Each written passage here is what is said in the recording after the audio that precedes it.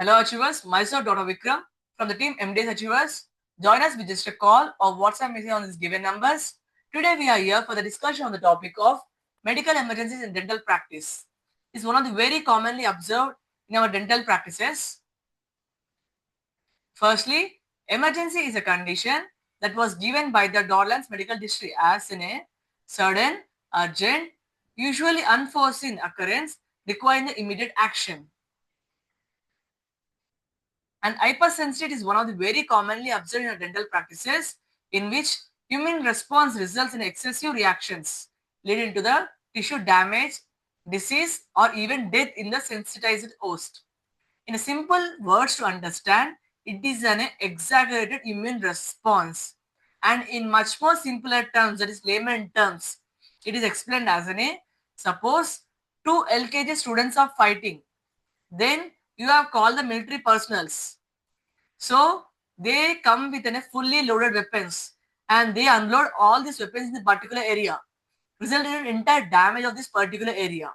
Is what the thing that is going to observe in the hypersensitivity. That is an exaggerated immune responses from the all the lymphocytes, B lymphocytes and T lymphocytes, macrophages, resulting into the damage of this particular area is what we are going to observe. And hypersensitivity of 5 types, that is type 1, type 2, type 3, type 4 and type 5.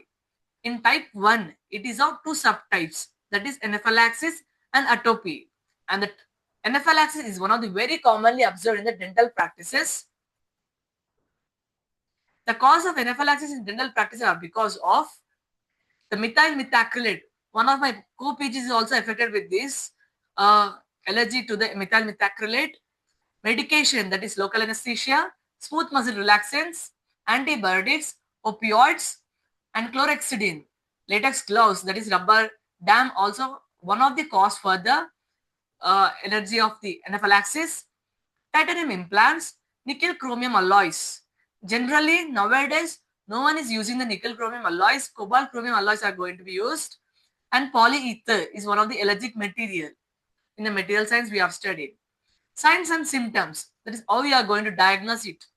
That is by ABCD approach. Airway, breathing, circulation, disability, and exposure. In airway, that is like shortness of breath, breathing difficulties, being unable to swallow, and skins are going to be high, redness, itchy rash, and swellings are going to observe. Whereas in GIT, that is cramps, diarrhea, nausea, and vomiting are going to be seen. And in the cardiovascular system, that is CVS, drop in blood pressure, increase in the heart rate, weak pulse, and feeling faint is what we are going to observe in the CVS one. Then your diagnosis is completed, but we cannot rely on it only, right? So we have to do that to some kind of treatment. That is going to be management. Is generally generalized anaphylaxis is less likely to occur in the dental practice, and also to the local anesthesia is very less, because there is adrenaline which is going to cause a vasoconstriction, which causes the localization of this local anesthesia in that particular area without spreading to the circulatory system, right? When the signs and symptoms of this allergy are present, then patient will be usually being in a unconsciousness. Then how we are going to manage it? That is step 1. Unconscious patient is placed in the supine position with the legs are going to be elevated. That is, we are going to lift the legs. Why? Because circulation should be increased to the brain so that we are preventing any damage to the brain. Second thing is a BLS should be performed, and we should call for the ambulance or emergency care should be called. Then the step 4, that is administer the epinephrine or adrenaline of about 0.3 ml. Concentration is of about 1:1000. It can be given either IV. If IV cannot be established, that is like we cannot see the veins, then IM, that is at the deltoid region, we can give it off. And step 5 is administer the oxygen with the help of oxygen mask. Then monitor all the vital signs and record for every 5 minutes. That is, we need to check for the blood pressure, respiratory rate, and also for the pulse. If all the feelings are normal, then we can give the histamine blocker. That is sodium succinate. Commercially available as a solocortef, concentration of about 100 to 500 milligrams in the IV route, or dexamethasone, that is decadron, 4 to 12 milligrams, IV or IM can be given, and corticosteroids can be given. Why they are given? To prevent the relapse of this condition. If after 5 minutes also all these vital signs were not normal, then what you are going to do? You are going to administer the epinephrine once again. For every 5 minutes, we have to repeat it. If everything is normal, then give the histamine blockers, observe the patient for the next 60 minutes, and then send the patient back to the home. And that's why, firstly, prevention is always better than cure.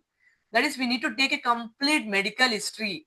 Complete past medical history and dental history should be taken before we start even simple extraction also. Whenever we are using or touching this local anesthesia or rubber dam, definitely we have to take care of each and everything. See, that's a basic thing. Generally, in the clinical practices, we are in a hurry to calm the cases. We have to do and go it off because we have to complete the n number of cases in a short period of time. But at the same time, take minimum 5 to 10 minutes of time, have a complete past medical history and dental history of the patient. Then you start the treatment, because any kind of this condition can cause an entire problem to the patient and also to dentist. And every Sunday we will be uploading one of the medical emergency things. Thank you for watching this. Dr. Vikram signing off.